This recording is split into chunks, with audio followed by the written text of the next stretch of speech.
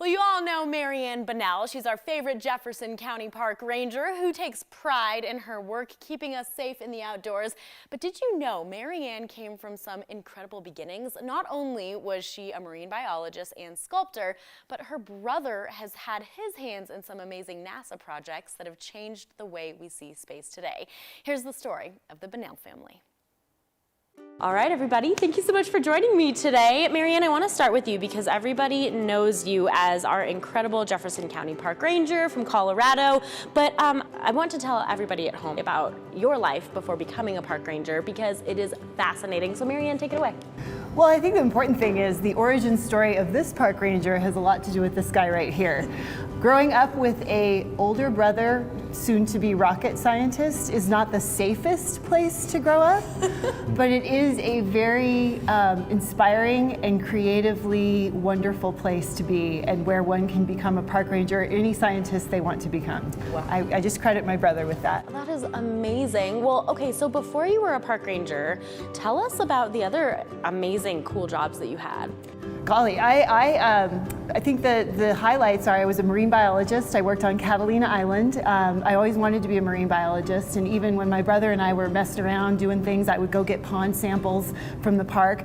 And then after being a marine biologist, I was a naturalist. I've been an artist for hire. I do three-dimensional sculptures for museums and aquaria, and I've been a ranger for a really long time. I think, again, thanks to my brother's scientific inspiration, I just knew I wanted to combine the arts and sciences and find something to do. So being here at Launchpad, we of course can't be here without having some beer. Yes, thank you, John. You're very welcome. Amazing. Oh my goodness. Well, before we go any further, cheers, guys. Cheers. Thanks for sitting down with me to have a beer. John, can you tell us more about what you do? We've heard a rocket scientist, but get specific with us. Sure. So I'm a project physicist at the University of California at Berkeley. Okay. Been there now for almost 20 years, or more than 20 years. And basically what I do is I study the phenomena out in space that lead to things like the northern lights, the radiation belts around the Earth. I've got missions that have been in orbit around the Earth now for almost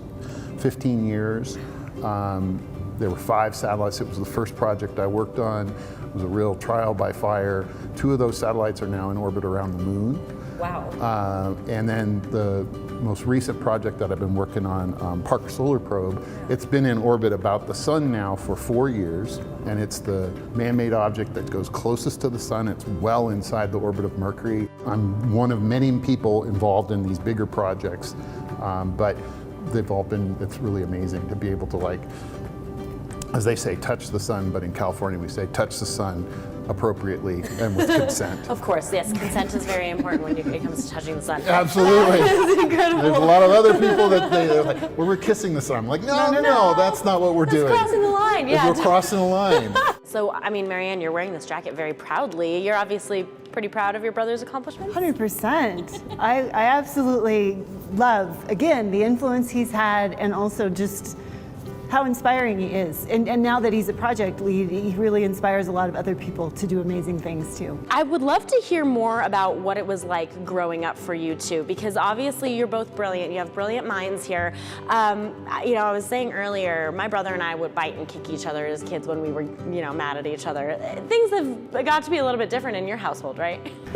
Not at all. Let me just elaborate on the unsafe part that I was referring to earlier. I think there was a lot of aftermarket manufacturing that happened, modifications. John was an Estes rocket kid, but it was always like, this is supposed to have this engine, but let's try this engine instead, or let's change this fin, or let's take apart the clock radio and see if we can make a robot. Come downstairs and see my latest project. Let's take this firework onto that firework. Wow. Yeah. That sounds fun. Okay. Oh yeah. So everything was about taking things apart, understanding how they work, putting things back together, mixing Tinker Toys, Erector set, Legos. Lincoln Logs, Legos. It was all mixed with the taken apart alarm clock and turned into something new. I remember vividly talking, just sort of making stuff up about electronics, and being able to talk with my sister about it. You know, we were on Christmas break or whatever, and we were just like going, like, what if we could do this, and it could be like this, and she was like, yeah, and then it could be like this. So, you know, we had sort of a shared imaginative space that we would go at, you know, when we were preteens and little kids, and just go at it for hours on Saturdays and Sundays. Man, don't you wish more kids were like that? Come on, get off those iPhones and iPads and get out there and be imaginative. Well, you know, I think it was a great deal of fun, and obviously I look back on it with great fondness. Once my sister and I got to high school, sort of recognized you know, you come out of the fog of being a teenager where you can barely think about yourself, right? And you realize that your sister has all of these like amazing creative skills, and you're like, wow, this is gonna be cool. And she's taller than me. And she's taller than me. Sister and brotherly love for the Bonnell family was more than sharing toys and being nice to one another growing up. With brilliant minds like these, a mutual love and respect was formed to help one another succeed in their fields. Here's part 2 of Behind the Bonnells. John, I have to say, okay, so you have 403 publications, right? Unless you've published something else since I read that. Something like that, wouldn't be surprising. So obviously you kind of know what you're talking about here. What has been, would you say, the biggest accomplishment or discovery that you've had in your career, like kind of top for you? So, you know, I will say, so those aren't all my publications. Sure. You know, you know, I'm second author on most of those. Okay. I like to think of myself as the best second author you're ever going to find. Okay. Just because I take a lot of care in both the science and the presentation. Yes. And so, you know, that ends up turning into a lot of collaborators all over the world. Okay. I think that the paper that in the research that I'm most fond of is probably the work that I did as a postdoc. I spent 2 years working at Los Alamos, and I was studying these faint auroral arcs that appear way up near the North Magnetic Pole. And it turns out that those are a manifestation of basically things reaching in from far out in the magnetosphere, far out in the Earth's magnetic field, and then having an influence deep down in a very isolated and easy to understand way. And so for me, it was a chance to go from looking at these sort of microscopic processes that I did in graduate school and sort of branch out and say, well, what's the context? How do these hook into this bigger system? That is amazing. That's so unbelievable. Okay, so I have to ask Marianne, what is probably the biggest question that you have for your brother regularly? Like something that you always ask him when it comes to his work? His work is so awe-inspiring that sometimes I don't even know what question to ask. I mean, the man has things in space that he has engineered.